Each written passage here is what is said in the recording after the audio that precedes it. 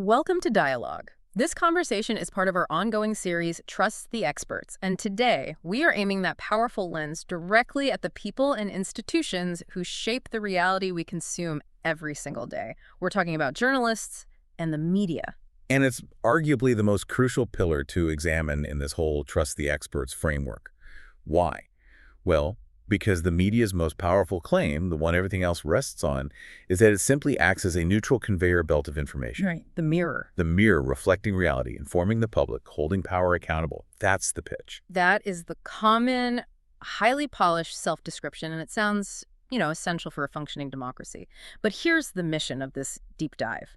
We've got a whole stack of sources here looking at media history, at structural incentives, at narrative choices, and our goal is to unpack the reality that the mirror has always had a frame.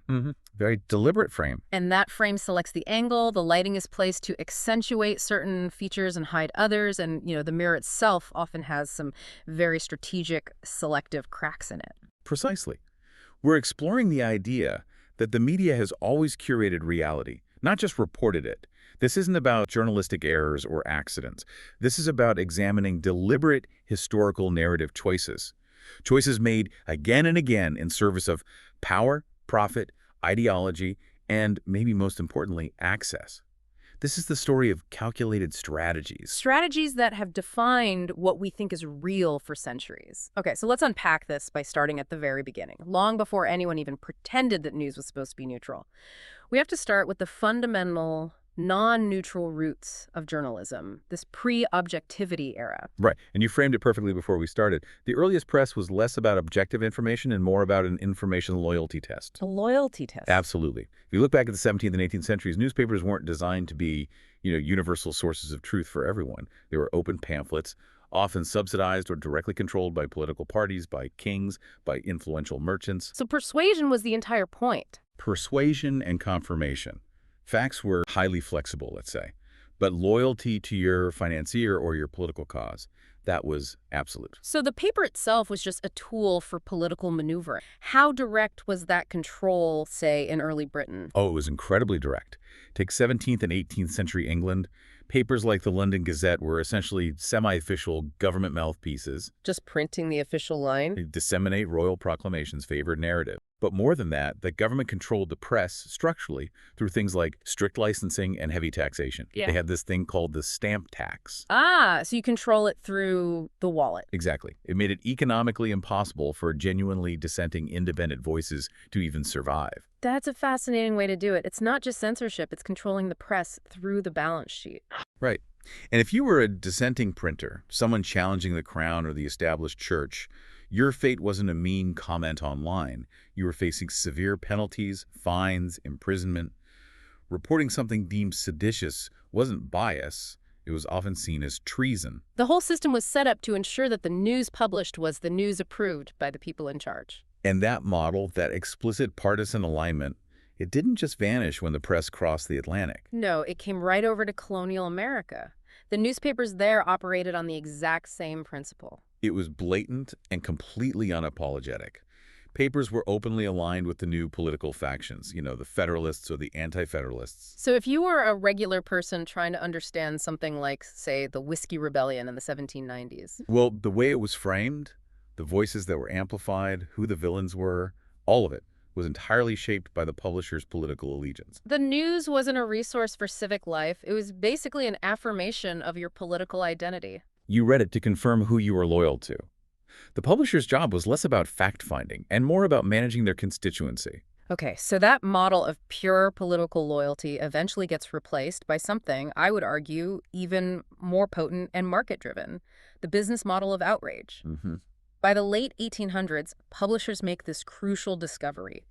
Pure spectacle, sensationalism, manufactured fear.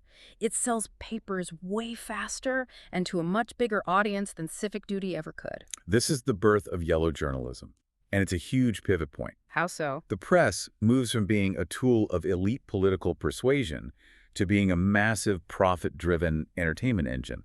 And the key architects here are, of course, William Randolph Hearst and Joseph Pulitzer. They figured out that the emotional temperature of the story was directly tied to their circulation numbers. It was a conscious decision to turn the news into a serialized melodramatic spectacle. Yeah. Verification, accuracy, all that became a secondary concern.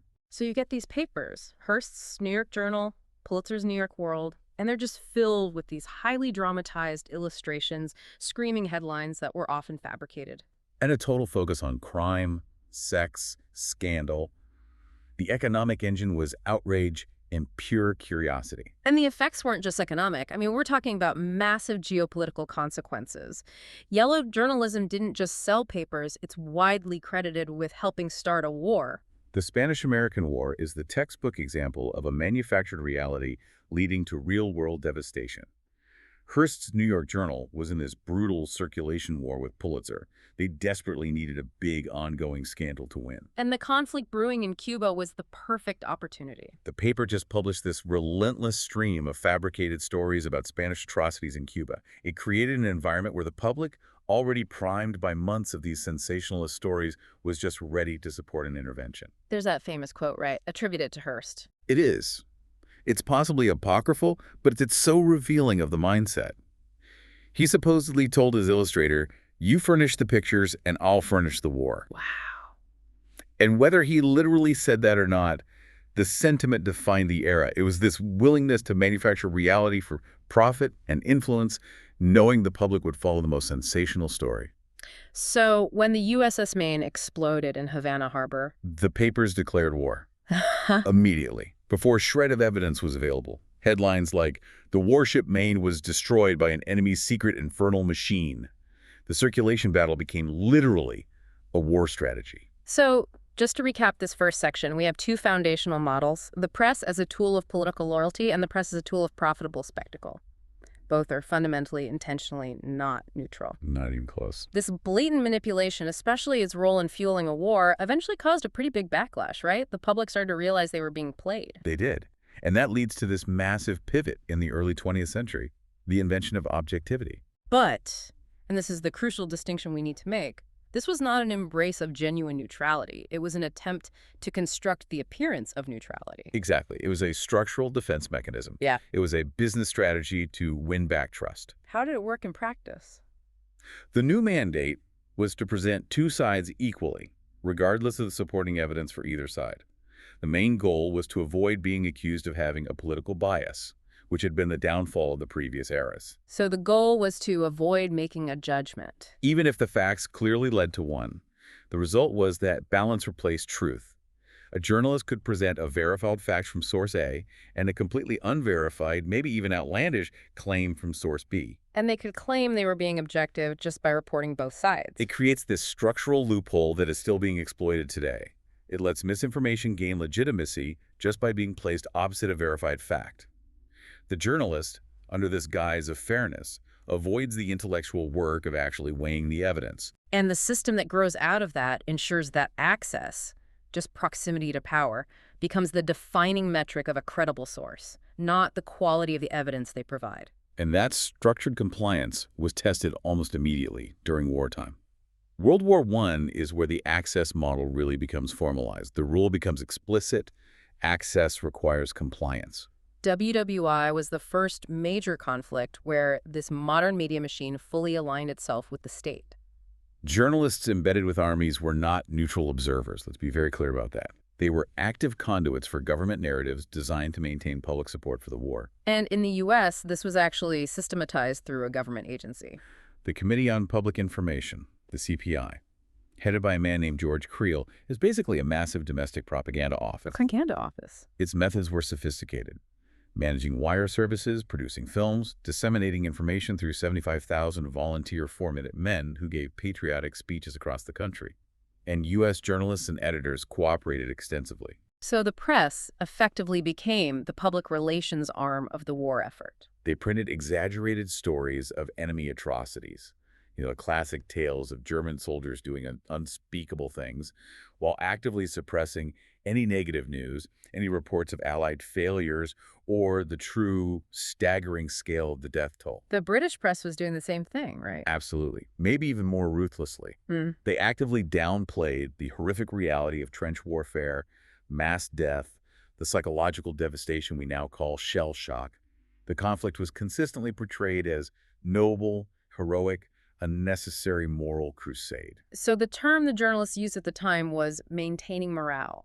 But what historians call it is propaganda. It was performing patriotism through selective omission and exaggeration. And that alignment with national fear, it becomes even more pronounced internally in the decades that followed, especially during the Red Scare. Oh, absolutely. Journalists were amplifying paranoia. They were aligning themselves not just with the government, but with a kind of ideological national fervor. Suspicion became patriotic.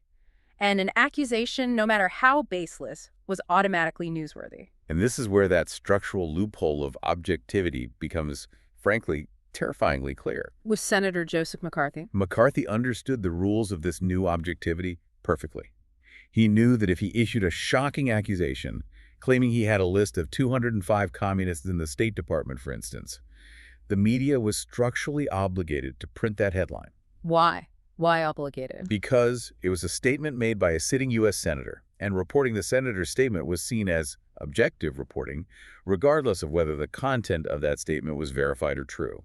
So the media reported the accusation as the story, rather than demanding proof before publication. That's the core difference between real journalism and this kind of procedural objectivity. The media gave him the megaphone. It gave legitimacy to accusations that often had no foundation at all. And the outcome was just devastating. Media outlets reinforced the Hollywood blacklist. Just the act of being named by the House Un-American Activities Committee. It was treated as guilt. It destroyed careers, destroyed lives, based on implication alone. And the incentive for journalists was to align with this fervor, because if they showed any skepticism, they risked being targeted themselves. Compliance was professional self-preservation. This pattern of targeted fear was also deeply entrenched in how the media handled social issues, wasn't it? Using selective coverage to reinforce existing social hierarchies. Yes, focusing fear on specific marginalized groups. We called selective empathy earlier. How did that manifest in the framing of, say, crime and race? Well, in the early 20th century, especially in northern cities, newspapers used starkly different editorial standards based on race. It was common practice to prominently highlight the race of black suspects in headlines. Big, sensationalized mugshots. Yeah, exactly, for both minor and major crimes. But similar crimes committed by white suspects would often omit any racial identifier in the headline. So the white perpetrator was treated as an individual, but the black suspect was treated as a representative of a larger threatening trend. That constant, repeated association is an incredibly powerful narrative tool. It is structural racism built right into the editorial decisions.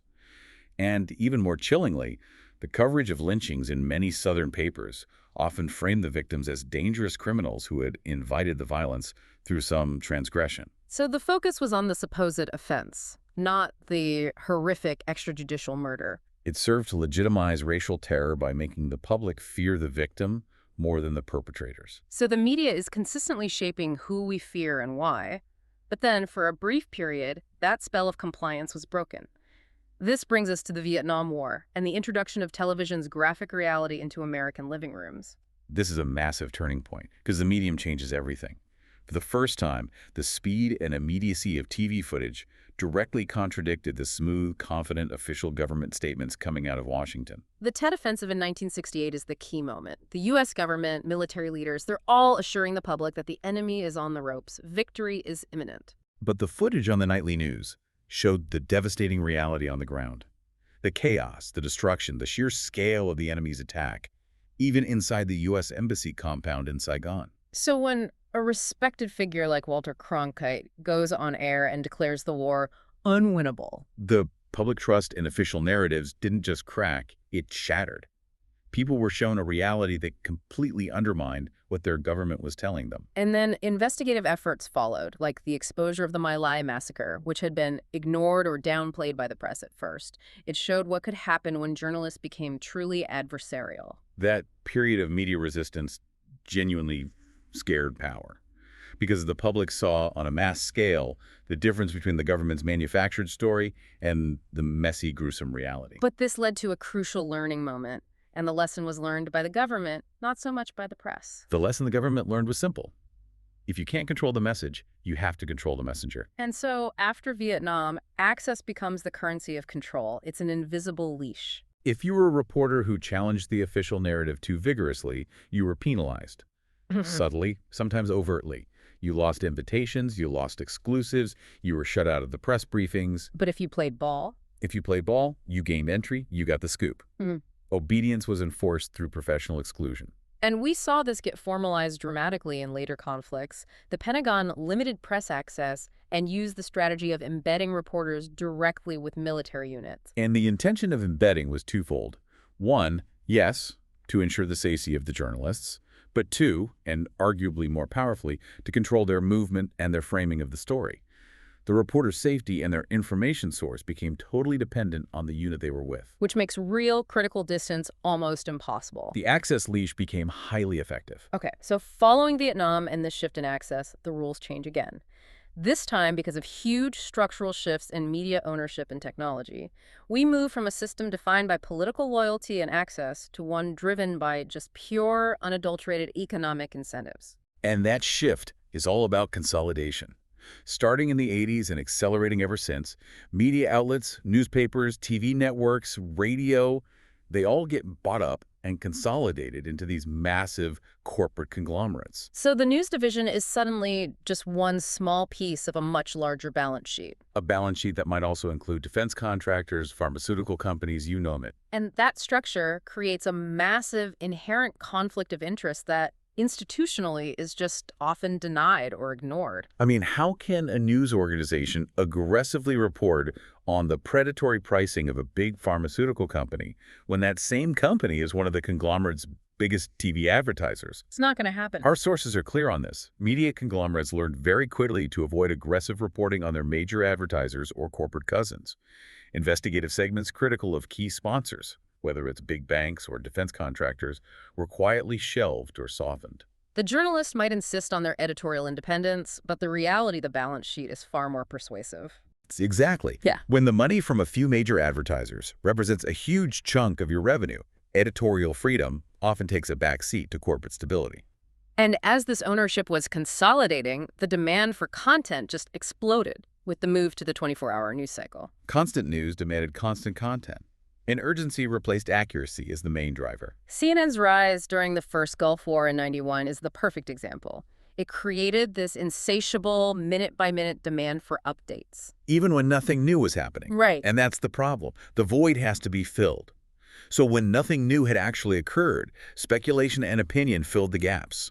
Talking heads replaced on-the-ground reporting because they were cheaper and faster. So the goal shifted from clarity providing verifiable info to retention, just keeping eyeballs on the screen until the next commercial break. And accuracy is the first casualty when the clock is the editor. This reliance on speed and easy access to high-level officials rather than rigorous investigation was just tragically apparent in the lead-up to the Iraq War in 2003.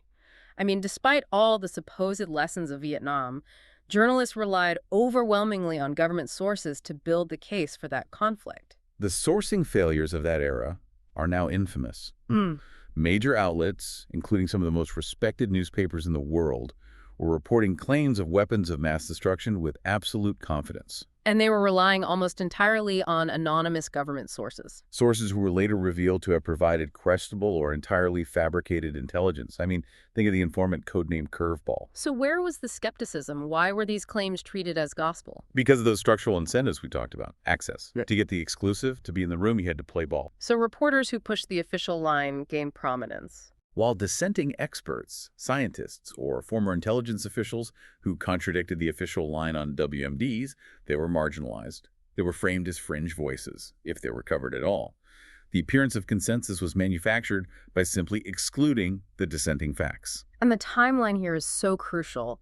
The narrative establishing the necessity of war was immediate. It was everywhere. The corrections. The corrections came years later, after the war had begun and the human cost had been paid. The initial loud narrative stays in the public memory.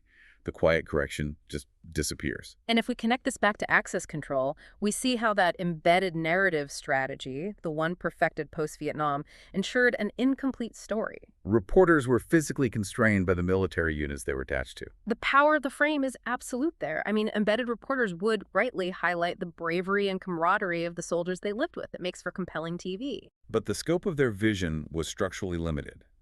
What was rarely shown: the collateral damage.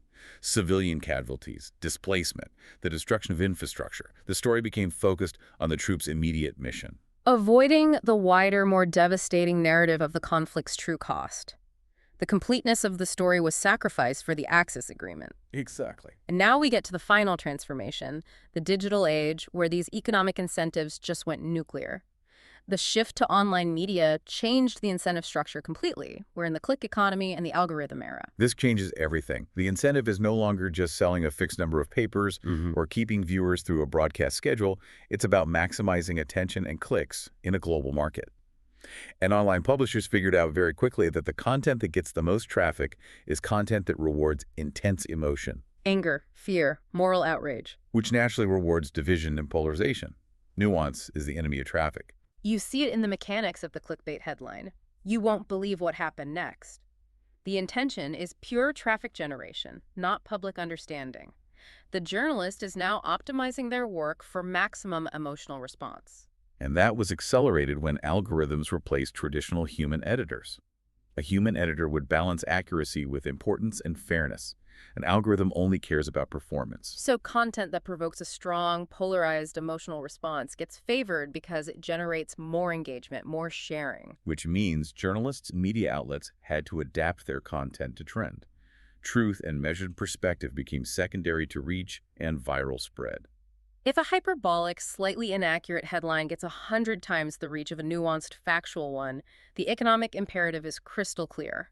The structure rewards the least responsible reporting. It's the system we built. Okay, so now that we've laid out the historical and structural frameworks from political loyalty to algorithm obedience, let's dive into the specific tactics used today to manage perception, the things that shape the reality you consume every day. And we have to start with one of the most powerful and invisible tactics: selective amplification. Or, more accurately, what the media chooses not to cover. Silence as a narrative tool. Precisely.